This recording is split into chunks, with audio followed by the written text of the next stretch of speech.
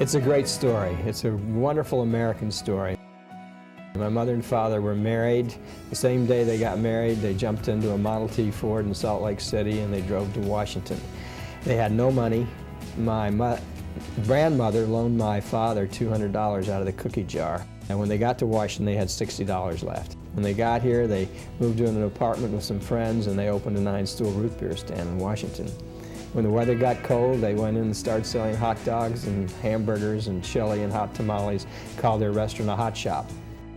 She was his partner in the business the first several years because they had no kitchen in the little hot shop, and so she would make the food in her apartment, in her kitchen, and bring it to the hot shop. My dad was very focused on giving people opportunities. The philosophy of the company was born back in 1927 when he said, if I take good care of my people, they'll take good care of the customers and the customers will come back.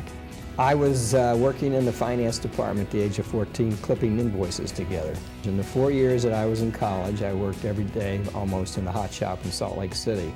I fell in love with the business. I loved the tempo of it. I loved the fact that it was so different.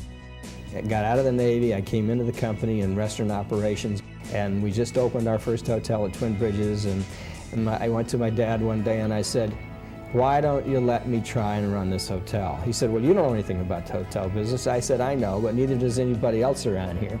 And so they gave me the responsibility to supervise that first hotel and then to open the second hotel, and just kind of went on from there.